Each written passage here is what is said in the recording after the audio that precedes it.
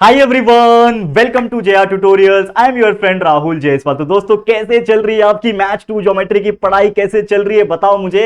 एकदम आखिरी समय आ गया है, आपके अंदर डर भी बढ़ गया होगा। मुझे पता है यार, ज्योमेट्री के लिए कम दिन छुट्टी मिला था, लेकिन कोई बात नहीं। आपके लिए इतना ज्यादा हार्डवर्क किया, इतना ज्यादा मेहनत किया कि आप सोच भी नहीं सकते। इतने वीडियोस प्रोड्यूस किए, इतने सारे लाइव रिविजन दे दिए कि आप सोच नहीं सकते। और बेहतरीन तरीके से हमने आपकी तैयारी पूरी करवाने की ठान ली है। तो एक और वीडियो आपके लिए लेकर आया हूं, जिसमें आप लोगों का जो मैंने 2 और 3 मार्क्स से क्वेश्चन कराए थे चैप्टर नंबर 1, 2 और 3 के, वो उम्मीद करता हूं आपने देख लिए होंगे। जस्ट 3-4 घंटे पहले मैंने अपलोड किया था। और अभी मैं लेकर आया हूं जो कि ये 2 मार्क्स 3 मार्क्स वाले क्वेश्चन जो चैप्टर 4, 5, 6, 7 के हैं। अब ये जो क्वेश्चन है ये मेरे पॉइंट ऑफ व्यू से इंपॉर्टेंट है, तो एक बार जरूर से रेफर कर लेना। वीडियो की स्पीड 2x या फिर 1.5, 1.75 की एक्स देख लेना, ताकि कम समय में आप ये वीडियो कंप्लीट कर पाओ। और जो ये क्वेश्चन है, ये मेरा रिकमेंडेशन है, आप जरूर से इसको एक बार प्रैक्टिस करके लेना। हो सकता है इसमें से क्वेश्चन बहुत सारे पूछे जाए। अलजेब्रा में भी कई सारे वीडियोस मैंने ऐसे बनाए थे, तो उसमें से कई सारे क्वेश्चंस पूछे गए थे बोर्ड एग्जाम में। काफी बच्चों ने मुझे टैग किया, तो इसमें से भी हो सकता है कुछ चीजें सिमिलर आ जाए, कुछ सिमिलर टाइप के एग्जांपल्स आ जाए, एग्जैक्टली भी वो आ जाए। तो जरूर से मेहनत करेंगे बच्चा आपके लिए, और आप लोग मेरे साथ मेहनत करना, प्रैक्टिस करना। कई सारे वीडियो टेलीग्राम पे भी शेयर किए, उसको ओपन करके चेकआउट कर लेना। तो keep watching and keep learning hard.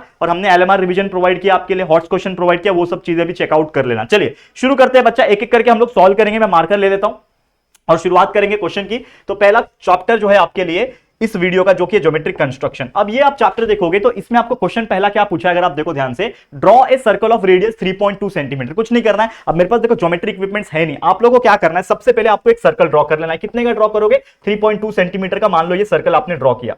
क्या ड्रॉ किया? 3.2 सेंटीमीटर का सर्कल ड्रॉ किया। उस सर्कल का सेंटर पॉइंट दिया है O पॉइंट, लिख दिया आपने सेंटर का O पॉइंट। अब आपको बोल रहा है कि take any point P on the it, मतलब इस सर्कल पे ही एक पॉइंट P ले लेना है। मान लो इस सर्कल पे आपने एक पॉइंट P ले लिया, इस सर्कल पे आपने एक पॉइंट P ले लिया। अब आपको क्या करना है, ये पॉइंट जब P आप ले लोगे बच्चा, आपको कुछ नहीं करना। इस पॉइंट P पे आपको सेंटर से एक लाइन खींच देना है। मान लो आप एक स्केल ले लोगे और उससे एक लाइन खींच दोगे। कितना भी बड़ा खींच सकते हो, थोड़ा सा खींच लो आप। फिर क्या करना है आप लोगों को, अब आपको क्या बोल रहा है कि draw a tangent to circle through point P, यानी इसी पॉइंट P पे आपको एक टेंजेंट ड्रॉ करना है। तो कैसे ड्रॉ किया जाता है बताता हूं आपको। कभी भी ऐसा क्वेश्चन 2 मार्क्स के लिए अगर आता है, तो आपके पास जो कंपास होता है, जिससे आप सर्कल बनाते हैं, राउंडर बोलते हैं, आपको P पॉइंट पे रखना है। एक सुटेबल डिस्टेंस लेना है, इस तरफ एक आर्क को कट करना है, उसी डिस्टेंस को यहां पे एक आर्क कट करना है। तो आसपास आपको 2 आर्क मिल जाएंगे। अब आपको थोड़ा सा डिस्टेंस आपको बढ़ा लेना है, उतना भी रखा तो भी चलेगा। उसी कंपास को थोड़ा सा डिस्टेंस आप सुटेबल डिस्टेंस बढ़ा लो। सबसे बेस्ट तरीका होता है कि ये 2 जो आर्क आपने बनाए हैं उसका मोर देन हाफ डिस्टेंस लेना, यानी आर्क जो होगा इसके आधे से ज्यादा डिस्टेंस ले लेना। मोर देन हाफ डिस्टेंस यहां पे रखोगे और एक आर्क इधर कट करो, एक आर्क नीचे कट करो। सेम इस पॉइंट पे रखोगे, एक आर्क यहां कट करो, एक आर्क यहां पे कट करो, और उन दोनों आर्क के मिड पॉइंट को आपस में जोड़ दो। तो आपका एक टेंजेंट आपको P पे टच होते हुए नजर आ जाएगा। And this is your required tangent. ये आपका जो बना, ये आपका क्या बन गया बच्चा? टेंजेंट बन गया to the P, to the point P on the circle. तो कभी भी अगर सर्कल के ऊपर ही एक पॉइंट है, उसके ऊपर आपको बनाना है टेंजेंट, तो इस तरीके से आपको बनाना है। ठीक है, अब देखो ये मेरे हाथ से बनाया तो थोड़ा बहुत टेढ़ा दिख रहा होगा आपको, लेकिन आप अपने ज्योमेट्रिक इक्विपमेंट्स का, इंस्ट्रूमेंट्स का इस्तेमाल करके बनाओगे तो परफेक्ट बनेगा। ठीक है, ये हाथों से बनाया ना मैंने, कोई इसमें मेजरमेंट नहीं लिया, सिर्फ हाथ से बनाया, इसके लिए थोड़ा सा टेढ़ा दिख रहा है। अदरवाइज आपको समझ में आ गया होगा, क्योंकि हमारा काम है आपको समझाना, बाकी तो आपको करना पड़ेगा, प्रैक्टिस करना पड़ेगा। चलिए अगले क्वेश्चन पे चले। क्या क्वेश्चन दिया है, पढ़ो क्वेश्चन को, समझो। क्या बोल रहा है? Draw a circle with a diameter of AB of length 6 centimetre. Again यहां पे क्या करना है, आपको एक चीज बोल रहा है, सबसे पहले उसको समझो। आपको क्या बोल रहा है कि एक सर्कल है, उसका डायमीटर दिया हुआ है, डायमीटर दिया हुआ है जिसका नाम AB है, डायमीटर AB है जिसका लेंथ है 6 सेंटीमीटर। ठीक है, तो डायमीटर दिया है तो रेडियस निकाल सकते हैं, डायमीटर अपॉन 2 करके। तो रेडियस इज इक्वल टू 6/2, यानी कि 3 सेंटीमीटर मेरा रेडियस आ गया। अब आपको जब रेडियस मिल जाएगा तो अगेन आप क्या बना सकते हो बच्चा? एक सर्कल बना सकते हो। तो चलो एक सर्कल आपने बना लिया, मान लो ये 3 सेंटीमीटर का होगा, एक सेंटर पॉइंट होगा। क्यों पहले तो डायमीटर दिया था, तो डायमीटर से आप सर्कल नहीं बना सकते, आपको रेडियस पता होना चाहिए। तो इसके लिए आपने डायमीटर का इस्तेमाल करके सबसे पहले रेडियस निकाला, और उस रेडियस का इस्तेमाल करके आपने कंपास की हेल्प से, आपके राउंडर की हेल्प से आपने एक सर्कल बना लिया। अब आपको क्या बोल रहा है कि draw tangent to the circle from the end points of a diameter. तो सबसे पहले यहां पे डायमीटर ड्रॉ करना पड़ेगा। तो लेट्स सपोज कि मैंने एक डायमीटर यहां पे ड्रॉ किया। डायमीटर मतलब क्या होता है? ऑब्वियसली एक स्ट्रेट लाइन जो सेंटर से पास होकर जाती है। तो ये मेरा डायमीटर है जिसका नाम क्या है? AB। तो ये A पॉइंट है, ये मेरा B पॉइंट है। ठीक है ना, ये मेरा A पॉइंट है, ये मेरा B पॉइंट है। हमने इस प्रकार इसको नाम दे दिया। अब हमको इन दोनों पॉइंट से, यानी A पॉइंट से और B पॉइंट से, जो कि डायमीटर के एंड पॉइंट से, इससे टेंजेंट बनाना है। सेम वही मेथड रहेगा जैसे हम बनाते आ रहे हैं। तो आपको सबसे पहले क्या करना है, इस लाइन को थोड़ा सा एक्सटेंड कर देना है यहां पे, और इस लाइन को भी यहां पे थोड़ा सा एक्सटेंड कर लेना है। सेम आप क्या करोगे, आपका राउंडर लोगे यानी कंपास लोगे, इस ए पॉइंट पे रखोगे, यहां पे एक सुटेबल डिस्टेंस लेके यहां पे कट मारो, यहां पे कट मारो, सेम डिस्टेंस, सेम अगर यहां पे भी रख के एक यहां पे कट मारो, एक यहां पे कट मार लो, यानी आर्क बना लो। एंड उसके बाद इस पॉइंट पे रखना है, यहां से यहां तक का मोर देन हाफ डिस्टेंस लेना है, और लगभग एक आर्क यहां कट करोगे, एक यहां पे रख के एक इधर कट करोगे, एक इधर कट करोगे, और उसके बाद यहां पे टेंजेंट जो है वो ड्रॉ हो जाएगा। सेम वही मेथड, यहां पे एक इधर आर्क, एक इधर आर्क, एक यहां से रख के एक इधर आर्क, एक इधर आर्क, और ये दोनों को ज्वाइन कर दो, आपका एक टेंजेंट बन जाएगा। तो इस तरीके से आप with the help of the points A and be on the circle you draw a tangent, इस तरीके से टेंजेंट बना। अब देखो ये तो मैंने हाथ से बनाया बच्चा,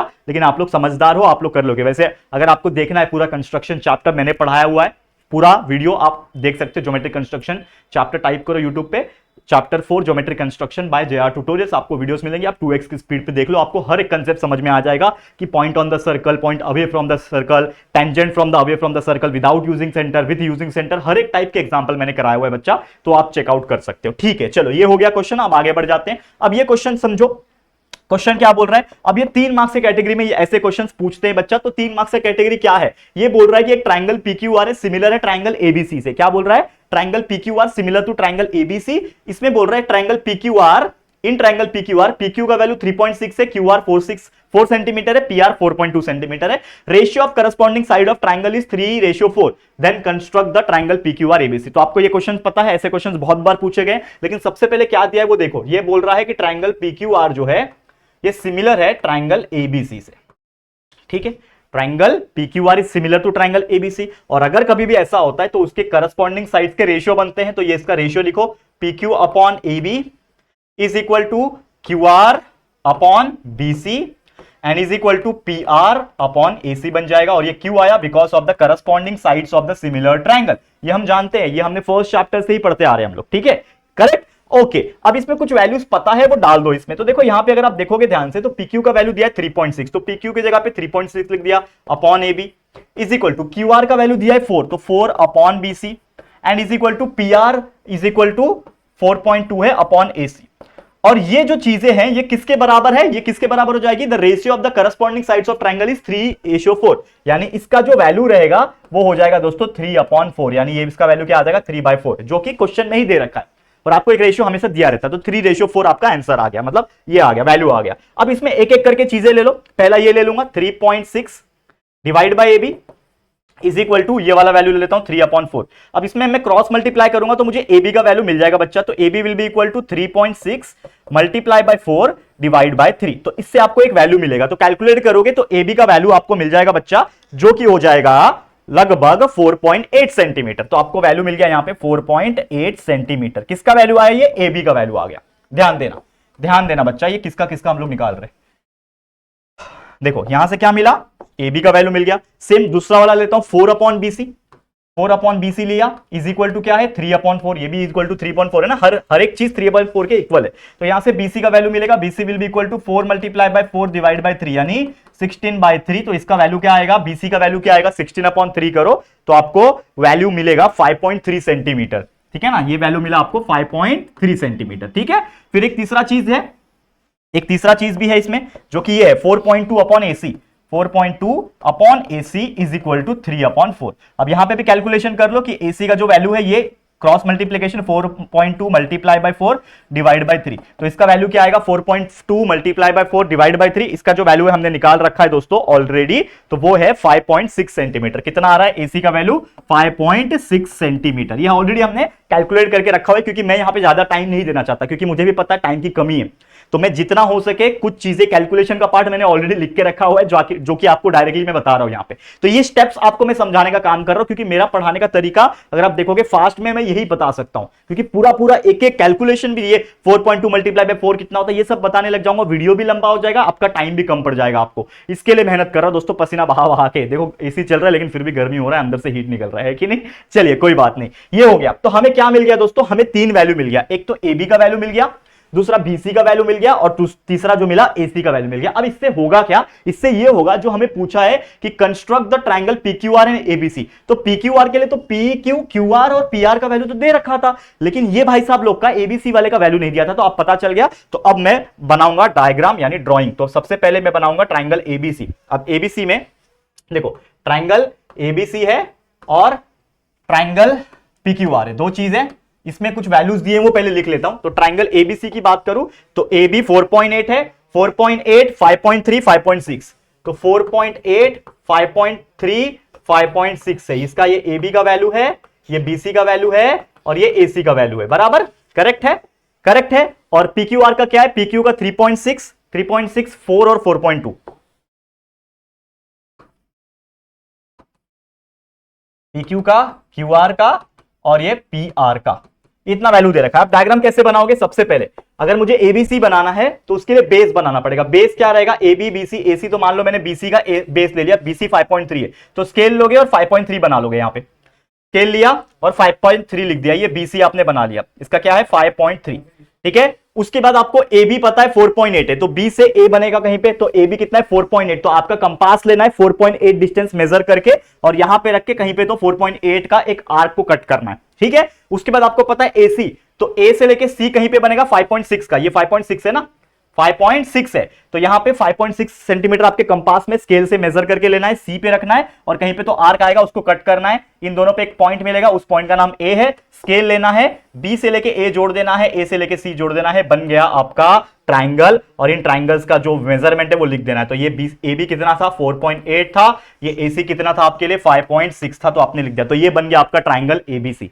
ठीक है। उसी प्रकार आपको बनाना है ट्रायंगल PQR, तो PQR के लिए QR में बेस ले लेता हूं जो कि 4 सेंटीमीटर। तो सबसे पहले मैं एक स्ट्रेट लाइन ले लूंगा 4 सेंटीमीटर का, समझ लो मैंने ये क्या बनाया, QR बनाया, Q से लेके R, ये क्या है 4 सेंटीमीटर का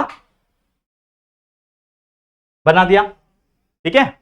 अब P से लेके Q का 3.6 है, तो अगेन कंपास में स्केल की हेल्प से मैं क्या ले लूंगा 3.6 ले लूंगा, Q पे रखूंगा और 3.6 का एक आर्क कट करूंगा ऊपर हवे में।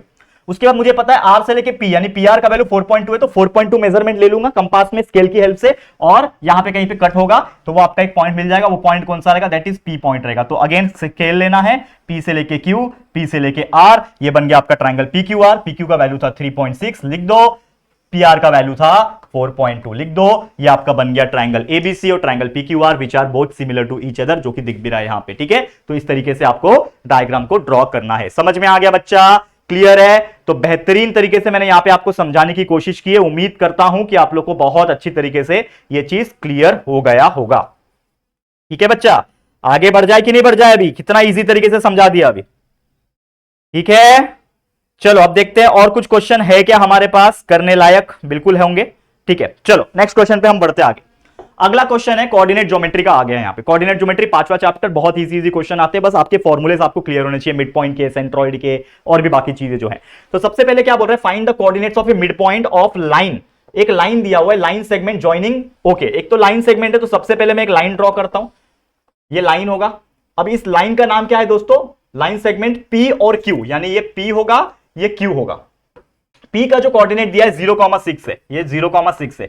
Q का जो कोऑर्डिनेट है वो है दोस्तों 12,20 और आपको बोल रहा है इसका मिड पॉइंट निकालो। मिड पॉइंट मतलब एक्जैक्टली बीचों बीच होगा और उस बीचों बीच के पॉइंट का मान लो नाम मैं रखता हूं X, तो उसके पॉइंट्स होंगे, X नहीं रखता कुछ और रख लो, O रख लेता हूं नाम, इसका नाम समझ लो O है और उसके कोऑर्डिनेट्स होंगे X, Y, समझ लो उसके कोऑर्डिनेट्स होंगे X, Y, ठीक है। तो मुझे क्या निकालना है, मिड पॉइंट निकालना है, तो हम मिड पॉइंट फॉर्मूला इस्तेमाल करेंगे। तो ये मेरे लिए हो जाएगा X1 Y1, ये हो जाएगा X2 Y2, हम लोग लिखेंगे by mid point formula. Mid point निकालना है तो मिड पॉइंट फॉर्मूला लगाएंगे। तो मिड पॉइंट फॉर्मूला क्या बोलता है मेरा, x is equal to x1 plus x2 divide by 2, y is equal to y1 plus y2 divide by 2, this is the formula. बस इसमें वैल्यू पुट ऑन करना है बच्चा। तो x is equal to x1 कितना है 0 प्लस x2 कितना है 12, तो 0 plus 12 divide by 2, y is equal to y1 कितना है 6 है प्लस y2 कितना है 20, 6 प्लस 20 डिवाइड बाई 2, आगे यहां पे सॉल्व कर लो।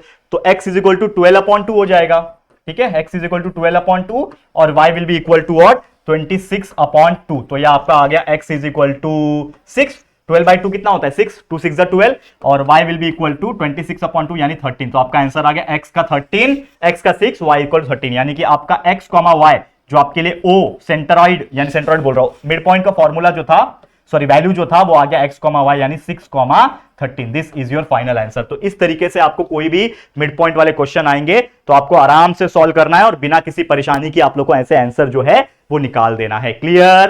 क्लियर है बच्चा? तो कितना इजी एग्जांपल्स है जो आप देख सकते हो। तो ऐसे एग्जांपल जरूर पूछ सकते हैं बेटा एग्जाम में, तो अच्छे से मेहनत करना, प्रैक्टिस करके ले लेना। ठीक है, आगे बढ़ जाए, हम लोग फास्ट ही जाएंगे। ठीक है, चलो नेक्स्ट क्वेश्चन क्या बोल रहा है, find the coordinates of centroid of triangle. एक ट्राइंगल है, ये आपको दिया नहीं था, ये मैंने पहले से बना के रखा है टाइम बचाने के लिए। तो ये ट्राइंगल है, अब मान लो कि ये ट्राइंगल है, इसका ट्राइंगल का अपने मन से मैंने नाम रख दिया ABC। तो इसमें 3 कोऑर्डिनेट्स दिए हुए हैं, तो इसका A का कोऑर्डिनेट्स मैंने लिख दिया -7 6, ठीक है, B का लिख दिया यहां पे 2, -2 और C का लिख दिया 8, 5। और ऑब्वियसली इसका आपको क्या निकालना है, फाइंड द सेंट्रॉइड। सेंट्रॉइड मतलब इसके बीच का वैल्यू, तो लेट द बीच का वैल्यू यानी सेंट्रॉइड वैल्यू इज G। हमने क्या मान लिया, G मान लिया, जिसका कोऑर्डिनेट है x, y।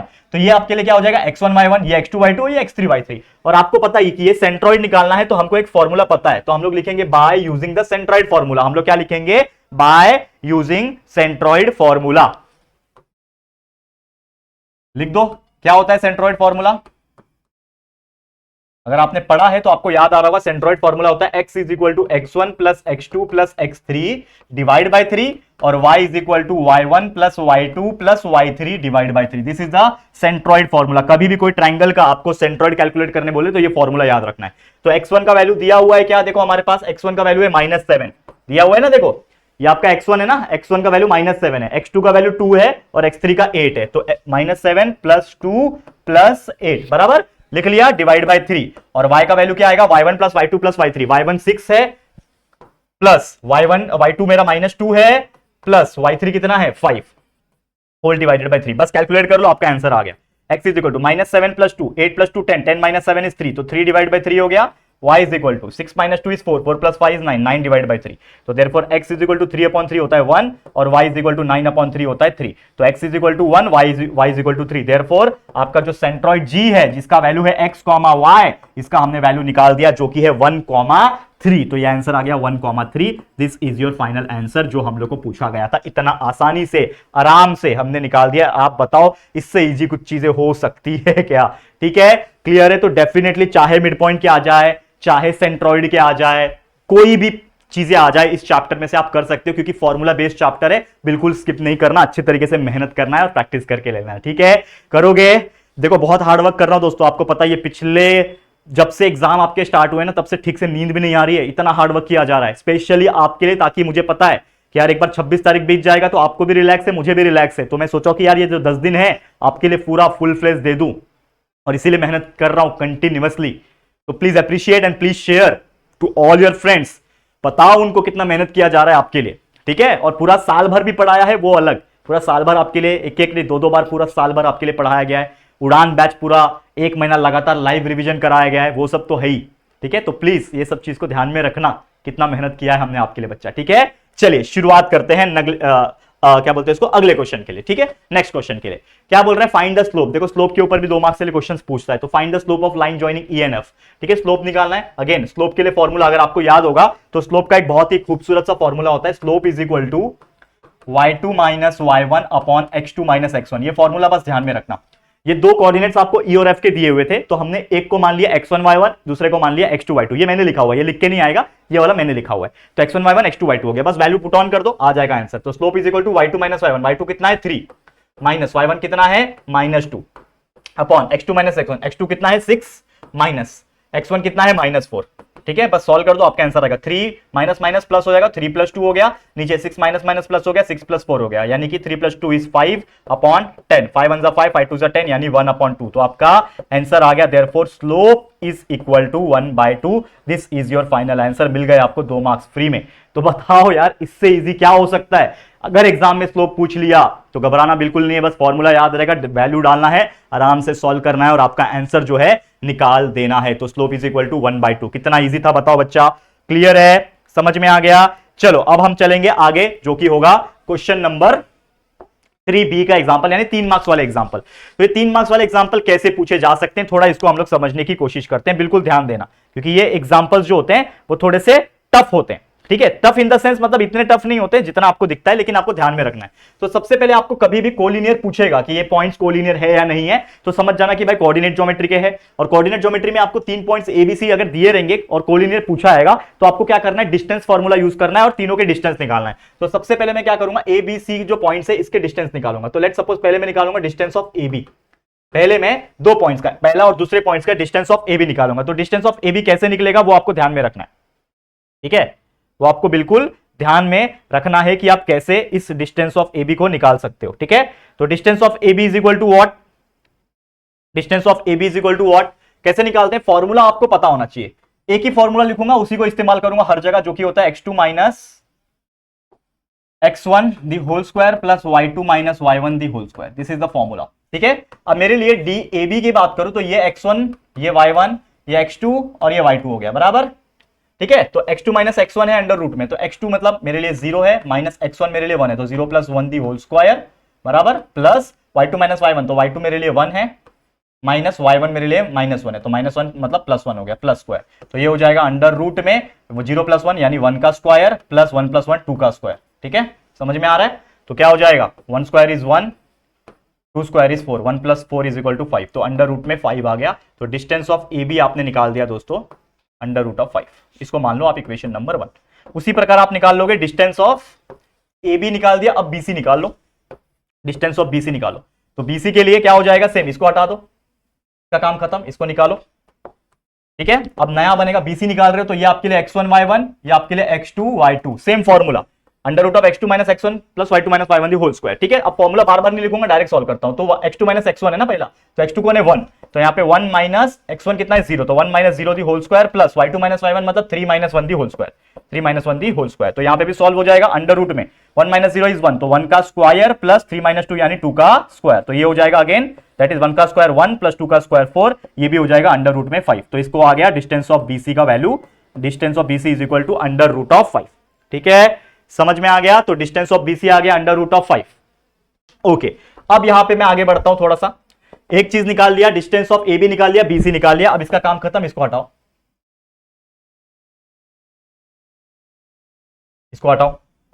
अब थोड़ा ध्यान से समझना बच्चा, मैं निकालूंगा अब AC, तो AC के लिए इसको x1 मानता हूं, इसको y1 मानता हूं, इसको x2 मानता हूं, इसको y2 मानता हूं। अब मैं निकालूंगा डिस्टेंस ऑफ AC, ठीक है, देखो ध्यान देना, AC निकालने जा रहा हूं, तो AC मतलब A और C का डिस्टेंस, यानी x2 माइनस x1 क्या है 1 माइनस x1, इसके लिए माइनस 1 है, तो 1 प्लस 1 हो गया, इसका square plus y2 minus y1 यानी 3 माइनस माइनस 1 यानी 3 प्लस 1 हो गया, इसका स्क्वायर, तो ये हो जाएगा अंडर रूट में 1 प्लस 1 यानी 2 का स्क्वायर प्लस 3 प्लस 1 यानी 4 का स्क्वायर, तो ये हो जाएगा दोस्तों अंडर रूट में 4 प्लस 4 का स्क्वायर 16, 16 प्लस 4 होता है अंडर रूट में 20। अब 20 को आप कैसे लिख सकते हो, 4 5 20 लिख सकते हो, 20 को आप लिख सकते हो 4 मल्टीप्लाई बाय 5, एक स्टेप बढ़ा दो यहाँ पे, 4 मल्टीप्लाई बाय 5 लिख सकते हो, और 4 का जो रूट होता है दोस्तों वो बाहर निकलता है, यानी कि 2 हो जाएगा और अंडर रूट ऑफ 5 बचा, तो 2 रूट 5 आ गया, तो डिस्टेंस ऑफ AC जो आया 2 रूट 5 आ गया, इसको मान लो आप इक्वेशन नंबर 3, इसको नाम नहीं दिया आपने, इसको इक्वेशन नंबर 2 नाम दिया। अब देखो 1 और 2 देखो, तो ये दोनों सेम है और डिस्टेंस ऑफ AC 2 रूट 5 है, तो इससे ये पता चला कभी भी कोई चीज कोलिनियर कब होती है, जब ये वाले चैप्टर में कोऑर्डिनेट ज्योमेट्री की जब बात होती है, तो इसमें कोलिनियर जब पूछेगा तो कोई चीज कोलिनियर कब होता है, जब कोई भी 2 डिस्टेंस को प्लस करके तीसरा डिस्टेंस आ जाए। तो यहां पे अगर आप ध्यान दोगे तो ये डिस्टेंस ऑफ AC जो है, इसका जो वैल्यू है 2 रूट 5 है, और इसका रूट 5 और रूट 5, तो रूट 5 प्लस रूट 5 कितना होता है 2 रूट 5 होता है, यानी कि अगर आप डिस्टेंस ऑफ AB को प्लस करके डिस्टेंस ऑफ BC के साथ प्लस करोगे तो आपका जो वैल्यू है वो तीसरे के बराबर आएगा, यानी ये जो 2 रूट 5 है ये हो जाएगा रूट 5 प्लस रूट 5, इसका वैल्यू रूट 5 है, इसका वैल्यू रूट 5 है, इसका वैल्यू 2 रूट 5, तो ये कंडीशन सेटिस्फाई कर रहा है ना, 2 root 5 is equal to 2 root 5, ठीक है, 2 root 5 is equal to 2 root 5 condition satisfy कर रहा है। तो देयरफॉर हम लोग लास्ट में क्या बोल सकते हैं, देयरफॉर ये तीनों जो पॉइंट्स है A, B, C are collinear, आप लिख सकते हो लास्ट में। देखो मैं थोड़ा फास्ट गया हूं, एक दो जगह छोटी मोटी फॉर्मूलेज नहीं लिखे, स्टेप्स मैंने स्किप किए, बट वो क्यों कर रहा हूं, क्योंकि मैं फास्ट पढ़ाना चाहता हूं, लेकिन आप लोग हर एक जगह ये वाला फॉर्मूला लिखोगे और प्रॉपर स्टेप्स तो ऑलमोस्ट मैंने 99.9% किए हैं, लेकिन ये जो formula x2 minus x1 plus y2 minus y1 the whole square आप हर एक जगह लिखोगे, तब जाके आपके मार्क्स और मिलने के चांसेस रहेंगे, छोटे मोटे हाफ मार्क्स कटने के चांसेस बिल्कुल नहीं रहेंगे। तो इस प्रकार से आपको मेहनत करके सॉल्व करना है और आपका आंसर जो है बहुत ही बेहतरीन तरीके से आ जाएगा दोस्तों, कोई चिंता की बात नहीं है, ठीक है। समझ में आ गया क्या बच्चा, पूरा उम्मीद करता हूं कि आपने एकदम अच्छी तरीके से इस चीज को समझ लिया होगा। चलिए अब आगे बढ़ें, आगे बढ़ेगा बच्चा। चलिए नेक्स्ट क्वेश्चन पे चलते हैं। क्या क्वेश्चन पूछ रहा है, देखो अब आ गया ट्रिग्नोमेट्री। अब ट्रिग्नोमेट्री का कंसेप्ट क्या है, जैसे कि आप जानते हैं इसमें ज्यादातर क्वेश्चन जो पूछते हैं वो कैसे पूछते हैं, आपके प्रूव दैट वाले पूछ लेते हैं। तो चलो ये क्या क्वेश्चन पूछा है, अब ये प्रूव दैट तो नहीं है लेकिन पूछा है find the value of cos theta. Last year भी ऐसे ही क्वेश्चन पूछा गया था। तो करना क्या होता है, आपको एक फॉर्मूला पता है, वी नो दैट। कभी भी ऐसा क्वेश्चन आया, साइन थीटा का वैल्यू 11/61 दिया है, cos थीटा निकालना है। साइन थीटा cos थीटा के बीच में आपको रिलेशन पता है, क्या पता है दोस्तों, कि sine square theta plus cos square theta जो होता है इज इक्वल टू 1 होता है। ये आपको पता है, आपको साइन थीटा दिया हुआ है, आपको साइन थीटा दिया हुआ है ना, तो ये क्या कर दोगे, साइन थीटा आपको पता है, तो cos थीटा का वैल्यू आपको निकालना है, तो साइन को उधर भेज दो, तो आपको पता है cos स्क्वायर थीटा जो होगा is equal to 1 minus sine square theta हो जाएगा। ठीक है, तो cos square theta is equal to 1 minus sine का वैल्यू आपको पता है 11/61 है, इसका स्क्वायर हो जाएगा। तो ये हो जाएगा 1 माइनस 11 का स्क्वायर 121, 61 का स्क्वायर कितना होता है, देखो निकालो, 61 मल्टीप्लाई बाय 61 करके रखो, 61 मल्टीप्लाई बाय 61 करो, कितना आता है, 3721 आता है क्या, चेक करो 3721। ठीक है, ये हमने कैलकुलेट किया अभी 3721 आता है। सॉल्व कर लो, cross multiply 3721 multiply by 1 is 3721 minus 121 इधर का इधर ही अपॉन 3721, तो इसका वैल्यू आ जाएगा आपका cos स्क्वायर थीटा का वैल्यू आ जाएगा। सॉल्व करो, 3721 माइनस 121 कितना बचेगा, 3600 बचेगा ऊपर, और नीचे बचेगा 3721। ये किसका वैल्यू आ रहा है, cos स्क्वायर थीटा का वैल्यू आ रहा है। नेक्स्ट पेज, नेक्स्ट इसमें तो cos square theta is equal to 3600 upon 3721, लेकिन आपको चाहिए cos का वैल्यू, यानी सिर्फ cos थीटा का वैल्यू है, तो cos थीटा का जो वैल्यू हो जाएगा ये अंडर रूट में डाल देगा 3600 अपॉन 3721, और आपको पता ही है कि cos theta is equal to 3600 का स्क्वायर रूट होता है दोस्तों कितना, 60, और 3721 किसका है, 61 का है। अभी हमने देखा ना, 61 का स्क्वायर 3721 है, तो 3721 का स्क्वायर रूट 61 ही होगा ना, तो ये आपका आंसर आ गया cos थीटा का, जो कि 60/61। तो अगर आपका sin थीटा 11/61 था, तो cos थीटा का वैल्यू आ गया 60/61। कितना इजी एग्जांपल है जो कि आपको मैं बता पा रहा हूं बहुत ज्यादा फास्ट तरीके से, क्योंकि मुझे फास्ट जाना ही पड़ेगा बच्चा, और कोई ऑप्शन नहीं है।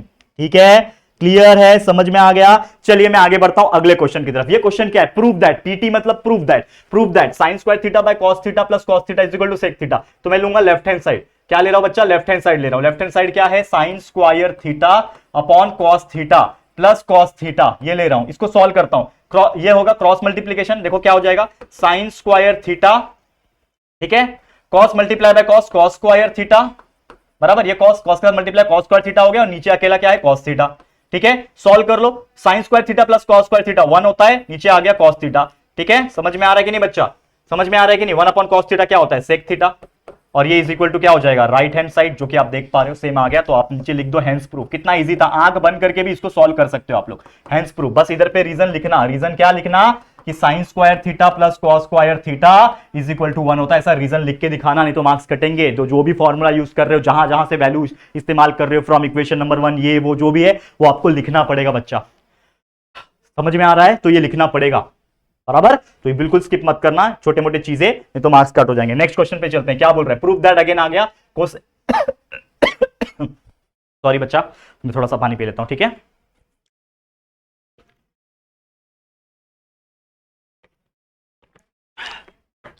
चलो हाँ, आ जाते हैं ट्रैक पे फिर से। क्या बोल रहा है, कोसेक थीटा, एलएचएस ले लेता हूं मैं, सबसे पहले कोई भी प्रूफ दैट आया लेफ्ट हैंड साइड ले लेने का, cosec theta under root of 1 minus cos square theta. अब आपको पता है एक चीज कि कोसेक थीटा तो चलो कोसेक थीटा ही रहेगा, इसमें मैं कुछ चेंज नहीं कर सकता, लेकिन अंडर रूट में 1 माइनस cos स्क्वायर थीटा क्या होता है, साइन स्क्वायर थीटा, आपको पता ही है, क्योंकि आपको पता है कि sine square theta plus cos square theta is equal to 1 होता है। तो अगर मुझे किसका चाहिए वैल्यू, 1 माइनस cos चाहिए, तो cos को उधर भेज दूंगा, तो ये हो जाएगा sine square theta is equal to 1 minus cos square theta, यानी इस 1 माइनस cos स्क्वायर थीटा की जगह पे साइन स्क्वायर थीटा लिख सकता हूं ना, तो यहां पे क्या लिख सकता हूं, अंडर रूट में साइन स्क्वायर थीटा लिख सकता हूं। ठीक है, समझ में आ रहा है, ये स्क्वायर और ये रूट कैंसिल हो जाएंगे, तो क्या बचेगा, सिर्फ और सिर्फ cosec थीटा यहां पे बचेगा, मल्टीप्लाई बाय यहां बचेगा साइन थीटा। ठीक है, क्या बचेगा, साइन थीटा। अब आपको पता है cosec थीटा का मतलब क्या होता है, 1 अपॉन साइन थीटा होता है, ठीक है, मल्टीप्लाई बाय साइन थीटा। ठीक है, ये साइन थीटा कैंसिल, क्या बचा, सिर्फ और सिर्फ 1 is equal to RHS, hence proof लिख देना, खत्म कहानी, मिल गया 2 मार्क्स। तो इस तरीके से क्वेश्चन आते हैं बच्चा 2-2 मार्क्स की कैटेगरी में, इजी होता है, लेकिन बस कंसेप्ट का खेल है, फॉर्मूलेज का खेल है। अगर आपको सब पता है तो आप आराम से ये सब चीजें कर पाओगे, आपको कोई नहीं रोक सकता बच्चे टॉप करने से। ठीक है, समझ में आ रहा है कि नहीं आ रहा है, क्लियर, समझ में आ रहा है, आगे बढ़ जाए बच्चे। चलिए अगले एग्जांपल पे देखते हैं। अगला एग्जांपल 3 मार्क्स के कैटेगरी का एग्जांपल है, इसको देख लेते हैं। ये थोड़ा बड़ा खतरनाक दिख रहा है, ये पिछले साल पूछा भी था। चलो क्या बोल रहे हैं, show that tan a upon 1 plus tan square a square cot a upon 1 plus cot square a square. चलो ठीक है, अब करना क्या है, मैं लेफ्ट हैंड साइड सबसे पहले ले लेता हूं, अगेन जो हमारा तरीका है, तो हम लोग क्या ले लेंगे बच्चा, लेफ्ट हैंड साइड ले लेंगे। तो left hand side as it is पूरा ले लेता हूं। क्या है left hand side, tan a divide by 1 plus tan square a इसका square plus cot a upon 1 plus cot square a और इसका स्क्वायर। ये मैंने ले लिया आपका पूरा का पूरा लेफ्ट हैंड साइड। ये जब पूरा लेफ्ट हैंड साइड मैंने ले लिया बच्चा, हमको पता है कि 1 प्लस tan स्क्वायर a का वैल्यू होता है sec स्क्वायर a, तो हम लोग लिख सकते हैं यहां पे tan a upon sec square a और इस पूरे का स्क्वायर, इसके ऊपर स्क्वायर भी है ना, तो इस पूरे का क्या हो जाएगा, स्क्वायर। तो ये क्या हो जाएगा, sec स्क्वायर a का स्क्वायर। और आपको पता है कि 1 प्लस cot स्क्वायर a भी जो होता है, 1 प्लस cot स्क्वायर a जो होता है वो भी होता है cosec स्क्वायर a और इस पूरे का स्क्वायर। ठीक है, फॉर्मूला आप लोग लिख लेना, मैं थोड़ा घाई में हूं तो मैं फॉर्मूला नहीं लिख रहा। 1 प्लस tan स्क्वायर a का sec स्क्वायर थीटा होता है, 1 प्लस cot स्क्वायर a का cosec स्क्वायर थीटा होता है, ये आप लोग को लिखना है। ठीक है, अब यहां पे आगे बढ़ो तो tan upon sec square a हो जाएगा। ठीक है, अब आपको एक चीज और बहुत अच्छी तरीके से समझ में आता है, tan का मतलब क्या होता है दोस्तों, tan का मतलब होता है sin a upon cos a, sin theta by cos theta होता है। ठीक है, ये लिख दिया। और ये 1 अपॉन sec स्क्वायर a को मैं अलग से लिख सकता हूं, 1 अपॉन sec स्क्वायर a को मैं अलग से लिख सकता हूं और इसका स्क्वायर। ठीक है, प्लस उसी प्रकार ये जो cot है, cot को मैं लिख सकता हूं cos थीटा मतलब cos a, माफ करना, अपॉन sin a, थीटा लिख रहा हूं बार बार, multiply by 1 upon cosec square a और इसका स्क्वायर। यहां तक कोई दिक्कत नहीं हुआ होगा, उम्मीद करता हूं यहां पे कोई भी आपको तकलीफ नहीं हुआ होगा। ठीक है, समझ में आ रहा है। अब मुझे बताओ कि ये 1 अपॉन सेक स्क्वायर है और ये 1 अपॉन कोसेक स्क्वायर होता क्या है। मुझे पता है कि ये भाई साइन a है अपॉन कॉस a है, ये a लिखा है, ठीक है, a है इंटू 1 अपॉन सेक स्क्वायर क्या हो जाएगा, दैट इज 1 अपॉन सेक का उल्टा क्या होता है, 1 अपॉन सेक क्या है, कॉस है, तो ये 1 अपॉन सेक क्या हो जाएगा, कॉस स्क्वायर a और इस पूरे का स्क्वायर प्लस ये तो सेम रहेगा cos a upon sine a multiply by 1 upon cos क्या होता है, साइन होता है, तो यानी साइन स्क्वायर a और इस पूरे का स्क्वायर। अब यहां पे आप देखोगे तो ये एक कॉस a और ये पूरा एक कॉस a जो है इसके अंदर का वो कैंसिल होगा, क्या हो जाएगा, इसके अंदर का कैंसिल हो जाएगा। या फिर आप बढ़ाना चाहते हो तो बढ़ा सकते हो, अगर आप बढ़ाना चाहते हो तो बढ़ा सकते हो, जैसे मान लो कि एक स्टेप और बढ़ा लो अगर आपको बढ़ाना है, तो ये क्या हो जाएगा मैं आपको बताता हूं। ये साइन a है, ये अपॉन कॉस a है, ठीक है, इसको मैं एज इट इज एक स्टेप में और छोड़ता हूं। अब इसको मैं बढ़ा लेता हूं, cos square a multiply by square, तो ये हो जाएगा कॉस रेज टू 4a बराबर, anything square raise to square is raise to 4 हो जाएगा बराबर, cos raise to 4a plus ये हो जाएगा आपका cos a divide by sine a multiply by sine square a का स्क्वायर क्या हो जाएगा, साइन रेज टू 4a। ठीक है, अब यहां पे कैंसिल कर लो, इजी पड़ेगा, कॉस a कैंसिल और ये कैंसिल होकर 3 बचेगा, ये साइन a कैंसिल और ये कैंसिल होकर 3 बचेगा। क्या बच रहा है हमारे पास वो चेक करो, हमारे पास क्या बच रहा है, सिर्फ और सिर्फ बच रहा है यहां पे साइन a ऊपर में, ठीक है, और यहां पे मल्टीप्लाई हो रहा है इसके साथ cos cube a, cos 3a, cos raise to 3a plus करना है आपको कॉस a, ठीक है, multiply by sine cube a, ठीक है, क्यूब है। अब यहां पे अगर आप देखोगे इन दोनों में कुछ ना कुछ कॉमन आपको नजर आता हुआ नजर आ रहा है क्या, चेकआउट करो, अगर आप देखोगे ध्यान से तो कुछ कॉमन नजर आ रहा है क्या आपको, ठीक है, ठीक है, कुछ कॉमन नजर आ रहा है क्या, बताओ, अगर मैं कुछ कॉमन निकालूं तो कुछ कॉमन नजर आ रहा है आपको, बताओ क्या कर सकते हैं, नेक्स्ट स्टेप क्या कर सकते हैं। देखो अगेन मैं यहां पे अगर मैं एक और कॉस कॉमन निकाल दूं, जैसे मान लो कि साइन a मैंने निकाला और एक कॉस a यहां पे लिखा, ठीक है, अब यहां पे मैं लिखता हूं, देखो मैं थोड़ा सा बड़ा लेने की कोशिश कर रहा हूं, मेरे पास ये स्पेस कम पड़ रहा है, तो मैं एक लंबा, मुझे ऐसा लंबे में पेज चाहिए, तो मैं ना यहां पे नहीं लिखता हूं, मैं एक लंबे पेज में लिखता हूं, जो कि मुझे यहां पे नेक्स्ट पेज में लिखना ज्यादा बेटर लगेगा। तो मैं एक पेज ले रहा हूं और ये स्टेप को वापस से रिपीट करता हूं आपके सामने। देखो बच्चा क्या है, ये sine a cos raise to cube a, लिखो यहां पे sine a multiply by cos raise to cube a, बीच में था प्लस, ठीक है, cos a multiply by cos a multiply by sine raise to cube a, ठीक है। अब यहां पे जैसे मैंने बोला कि कुछ कॉमन निकाल सकता हूं, कि कॉमन तो नहीं निकलेगा लेकिन एक चीज कर सकता हूं, साइन a जो था मल्टीप्लाई बाय इस कॉस क्यूब में से एक कॉस a कॉमन निकालता हूं, तो बचेगा इसके पास सिर्फ कॉस स्क्वायर a बराबर, प्लस यहां पे कॉस a तो पहले से ही है और इस साइन a में से एक साइन a बाहर निकाल देता हूं और फिर इसके पास बचेगा साइन स्क्वायर a।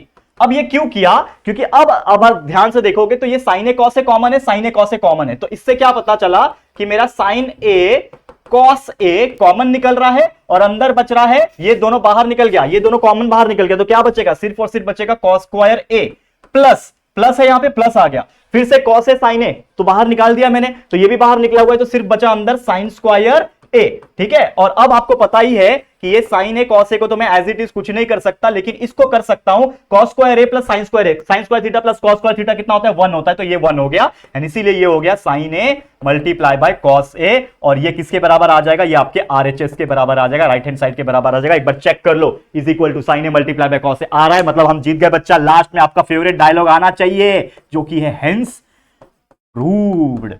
हो गया सॉल्व। खतरनाक था एकदम, लेकिन करके दिखाया बच्चा, और आप लोगों को भी इसी प्रकार प्रैक्टिस करके ले लेना। एग्जाम में डरना नहीं है बच्चे। यही एक था ट्रिग्नोमेट्री में जो मेरे 3 मार्क्स काटा था, नहीं तो मेरे को आउट ऑफ मार्क्स आते थे बोर्ड में, लेकिन मेरे को पता था इसमें मेरे मार्क्स कटे होंगे। ऐसे टाइप का एक एग्जाम्पल आया था जो कि मैं अपने 10th स्टैंडर्ड में नहीं कर पाया, लेकिन उम्मीद करता हूं आप लोग डरोगे नहीं और प्रूफ दैट वाले सभी एग्जाम्पल को बेहतरीन तरीके से सॉल्व करके दिखाओगे। ठीक है, समझ में आ गया क्या बच्चा? क्लियर है? अब थोड़ा सा हम आगे बढ़ जाए। चलिए नेक्स्ट पे चलते हैं। अगला एग्जांपल आ गया मेंसुरेशन से, लास्ट चैप्टर है, 2-3 एग्जांपल फिर खत्म, इस वीडियो को भी खत्म करेंगे। तो क्या बोल रहा है? Find the volume of sphere. Diameter दिया है, स्फीयर का वॉल्यूम आपको पता ही है, पहले जो गिवन लिखा है वो लिख देने का हमेशा। डायमीटर दिया हुआ है कितना? 6 सेंटीमीटर। ठीक है, रेडियस कितना हो जाएगा? 6/2 यानी कि 3 सेंटीमीटर।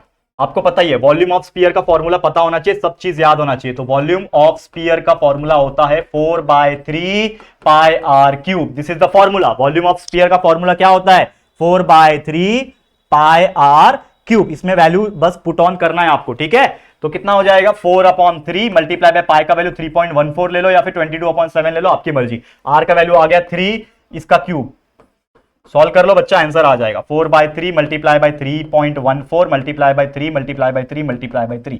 एक 3 यहां कैंसिल कर दो। बाकी मैं कैलकुलेटर का इस्तेमाल करूंगा टाइम बचाने के लिए, लेकिन आप लोग अपने रफ में मल्टीप्लाई करके देखोगे कितना आ रहा है। तो मैं कैलकुलेटर लेता हूं और फटाफट आपके लिए मल्टीप्लाई करता हूं। That is 4 multiply bye 3.14 multiply by 3 multiply by 3, तो आपका आंसर आया 113.04। तो वॉल्यूम ऑफ स्फीयर आ गया 113.04। क्या है? सेंटीमीटर दिया है, क्या दिया है? सेंटीमीटर दिया है, तो सेंटीमीटर क्यूब ले लेना है आपको। ठीक है, तो 113 पॉइंट कितना आ गया? 04 सेंटीमीटर क्यूब आ गया। ठीक है, समझ में आ गया दोस्तों? चलो अगले क्वेश्चन पे चलते हैं। नेक्स्ट क्वेश्चन क्या है? Find the surface area of volume of the beach ball. आपको पता है बीच पे बॉल खेलते हैं, वॉलीबॉल जैसा होता है, वॉलीबॉल फुटबॉल जैसा होता है, तो इस प्रकार का बीच बॉल होता है। उसका शेप क्या होता है? स्पीयर होता है। तो अगेन स्पीयर का फॉर्मूला लगेगा, तो हमेशा क्या निकालना है आपको? सरफेस एरिया निकालना है। तो सबसे पहले जो चीज दिया है वो लिख दो। डायमीटर दिया हुआ है 42 सेंटीमीटर का, तो रेडियस कितना मिलेगा दोस्तों? 42/2 यानी कि 21 सेंटीमीटर का मिल गया रेडियस। अब सबसे पहले क्या निकालूंगा मैं? सरफेस एरिया निकालूंगा। तो सरफेस एरिया का क्या फॉर्मूला है? सरफेस एरिया ऑफ किसका निकालना है? स्पीयर का निकालना है। तो सरफेस एरिया ऑफ स्पीयर क्या फॉर्मूला होता है? 4 पाई आर स्क्वायर। डाल दो, 4 मल्टीप्लाई बाय पाई का वैल्यू 3.14 लेने बोला है तो ले लेने का, नहीं बोला है तो भी ले सकते हो, 22/7 भी ले सकते हो। तो मैं चलो इस बार 22/7 लेता हूं। आर स्क्वायर, आर का वैल्यू है 21 का स्क्वायर करना है, तो निकाल लो। 4 multiply bye 22 divide by 7 multiply by 21 into 21 का स्क्वायर है ना ये, 21 इंटू 21 हो जाएगा। अब सॉल्व कर लेता हूं। 7 1 जा 7, 7 3 जा 21। अब बस कैलकुलेटर लेना है धड़ाधड़, और मैं सॉल्व करूंगा। आप लोग कैलकुलेटर मत लेना मेरी तरह, चीटिंग नहीं करना, मैं कर सकता हूं। चलो, तो 4 multiply bye 22 multiply by 3 multiply by 21 आ गया 5444, 5544। ये आपका आ गया centimetre square. This is your surface area. ये एक चीज आपने निकाल लिया। दूसरा चीज आपको क्या निकालने बोल रहा है इसमें? वॉल्यूम। तो वॉल्यूम का फॉर्मूला अभी देखा था। तो वॉल्यूम ऑफ स्फीयर का फॉर्मूला क्या होता है? अभी आपने लिखा था पीछे, 4/3 पाई आर क्यूब। तो 4/3 मल्टीप्लाई बाय पाई 3.14 लेना है, ले लो। 22/7 लेना, 27/7 ले लो। आर क्यूब यानी 21 का क्यूब। ठीक है, सॉल्व करो। ये मैं आपके लिए होमवर्क दे रहा हूं, तो जरूर से इसको आप लोग लिखोगे कि इसका आंसर कितना है। कैलकुलेशन पार्ट कैलकुलेट कर लेना, बहुत दिक्कत की बात नहीं है, आराम से कर लेना। हम चलेंगे हमारे अगले और आखिरी एग्जाम्पल पे। तो ये आ गया हमारा आखिरी एग्जाम्पल। क्या है इसको हम लोग समझने की कोशिश करते हैं। ठीक है, चलो ध्यान देना, इसको बहुत ही जबरदस्त एग्जाम्पल है ये वाला। ठीक है, क्या क्वेश्चन है हमारा? The radii of the end of a frustum are 14 centimetre and 6 centimetre. तो रेडियस दिया है R1 का, बड़ा वाले का 14 सेंटीमीटर, R2 का छोटे वाले का 6 सेंटीमीटर। फ्रस्टम आपको पता है बाल्टी का जो शेप होता है, इस प्रकार से उसको फ्रस्टम बोलते हैं। ऊपर बड़ा, नीचे थोड़ा सा टेपर्ड हो जाता है, और इस प्रकार के शेप को फ्रस्टम बोलते हैं। ठीक है, तो फ्रस्टम का सबसे बड़ा वाला जो रेडियस है 14 होगा ऊपर वाले का, और नीचे वाले का मान लो कितना दिया है? 6 होगा। चलो मान लिया। हाइट दिया हुआ है, h का वैल्यू 6 सेंटीमीटर। आपको बोला है सबसे पहले इसका निकालो कर्व सरफेस एरिया। ठीक है, अब कर्व सरफेस एरिया का फॉर्मूला क्या होता है? लिख दो पहले, curved surface area of frustum. Frustum का दोस्तों क्या निकालना है? कर्व सरफेस एरिया निकालना है। तो कर्व सरफेस एरिया का फॉर्मूला क्या होता है फ्रस्टम का? Pi L R1 plus R2। क्या होता है? पाई multiply by L R1 plus R2 होता है। लेकिन ये L क्या है? L आपके लिए है स्लैंट हाइट, लेकिन आपको स्लैंट हाइट दिया है कि कहीं पे नहीं दिया है। तो सबसे पहले स्लैंट हाइट निकालेंगे, इसको रख दो इक्वेशन नंबर 1 में। ठीक है, तो सबसे पहले हम लोग क्या निकालेंगे बच्चा? स्लैंट हाइट निकालेंगे, जिसके लिए फॉर्मूला क्या होता है? स्लैंट हाइट निकालने का क्या होता है? H। ठीक है, स्लैंट हाइट निकालने का फॉर्मूला क्या होता है? अंडर रूट में H square plus R1 minus R2 the whole square. ये फॉर्मूला होता है, याद रखना। किसका है ये? स्लैंट हाइट का फॉर्मूला है। बस इसको बाय हार्ट कर लो, रट्टा लगा लो, जो करना है कर लो, लेकिन ये फॉर्मूला आपको याद होना चाहिए। स्लैंट हाइट निकालने का फॉर्मूला, तो L is equal to under root में H स्क्वायर। H कितना है? 6 है, तो 6 square plus R1 minus R2। R1 कितना है भाई? 14 है, माइनस R2 कितना है? 6 का स्क्वायर। सॉल्व कर लो, ये हो जाएगा 36 प्लस 14 माइनस 6 होता है 8, 8 का स्क्वायर होता है 64, 36 प्लस 64 होता है under root of 100 is equal to कितना होता है दोस्तों? 10 होता है। तो आपको लेंथ मिल गया स्लैंट हाइट का 10। तो लेंथ आ गया 10। अब आपको कुछ नहीं करना है, बस यहां पे सॉल्व करते जाना है। क्या है? पुट इन इक्वेशन नंबर 1 लिख दो यहां पे, पुट इन इक्वेशन नंबर 1। ठीक है, 1 ले लिया। क्या है हमारा equation number 1? Curve surface area निकालने का फॉर्मूला है ना, curved surface area of frustum. इसका फॉर्मूला क्या है? Pi L R1 plus R2। बस इसमें वैल्यू डाल दो। पाई का वैल्यू 3.14 लेने बोला है क्या? क्वेश्चन में नहीं बोला। 22.7 लेना है, ले लो, कोई दिक्कत की बात नहीं है। ठीक है, जो लेना है ले लो, कोई दिक्कत की बात नहीं बचा। 22.7 मल्टीप्लाई बाय एल का वैल्यू अभी भी निकाला हमने, जो कि है 10। ठीक है, एल का वैल्यू 10 है। R1 प्लस R2, R1 14 है, R2 कितना है बच्चा? R2 है 6। सॉल्व कर लो, 22/7 एज इट इज रहेगा, multiply by 10 multiply by 4 plus 6, 14 plus 6 is equal to 20। अब इसको सॉल्व कर लो, आंसर आ जाएगा 22 मल्टीप्लाई बाय 10 कितना हो जाएगा? 220। 220 मल्टीप्लाई बाय देखो कितना हो जाएगा? 440 डिवाइड बाय 7। आप सॉल्व कर लो, आपका आंसर आ जाएगा। मैं कैलकुलेटर ले रहा हूं और आपका इसका ये फाइनल आंसर निकाल के ही जाऊंगा, जो कि है 210। बराबर ना? बराबर किया है ना मैंने? 2 मल्टीप्लाई बाय 20 मल्टीप्लाई बाय 10, एक जीरो और बढ़ा दो यहाँ पे, 4400 आ जाएगा। और इसको आपको डिवाइड करना है 7 के साथ, तो 628.57 कितना आ रहा है? 628.57। ये आप लोगों को देखो, ये चैप्टर में कैलकुलेशन लगते हैं, तो आपको ध्यान में रखना। ये क्या आया आपका? कर्व सरफेस एरिया आया, सेंटीमीटर स्क्वायर लिख दो, खत्म कहानी। तो this was your final question, जो हमने सॉल्व करा दिया। अब मैं पूरी तरीके से टायर्ड भी हो चुका हूं, सुबह से इतने वीडियोस और इतने आपके लिए चीजें प्रोवाइड कर दी, तो उम्मीद करता हूं कि आपके लिए हेल्पफुल रहा होगा। तो जितने भी 2 और 3 मार्क्स वाले थे मेरे साइड से मैंने आपको देने की कोशिश की, लेकिन सिर्फ इतने से काम नहीं चलने वाला। जैसे मैंने बोला कि जितने भी हमने पूरे चैप्टर्स पढ़ाए, प्रैक्टिस सेट कराए, प्रॉब्लम सेट कराए, वो सभी उतने ही इक्वली इंपॉर्टेंट है जितने की ये लास्ट मोमेंट पे ये जो वीडियोस है। तो सभी को आप देखो, वैसे टाइम तो खत्म हो ही चुका है ऑलमोस्ट, लेकिन जितना हो सके आप अच्छे से प्रैक्टिस कर लेना। फॉर्मूलेज एक पेज पे बना के माइंड में बाय हार्ट रख लेना, ताकि एग्जाम में भूलो मत, क्योंकि वही सबसे इंपॉर्टेंट चीज है। ठीक है, तो जो आज के लिए चलो इतना ही, इस वीडियो के साथ ये खत्म होता है। तो उम्मीद करता हूं ये वीडियो आपके लिए हेल्पफुल रहा होगा। तो ये कैसा लगा वीडियो जरूर से कमेंट करना। वीडियो पसंद आए तो लाइक करना, शेयर कर देना, जितना हो सके ये वीडियो अपने सभी दोस्तों को शेयर कर दो। कम समय बचा है, बोल दो यार ये वीडियो देखने के लिए, तो please share to everyone. First time आए हो चैनल पे तो फटाफट से चैनल को सब्सक्राइब करके बेल आइकन को प्रेस कर देना, ताकि वीडियोस की जो नोटिफिकेशन है आप लोग को मिलती रहे। ठीक है फ्रेंड्स, तो चलो जल्दी मिलेंगे फिर एक और नई वीडियो में। तब तक के लिए thank you and good bye.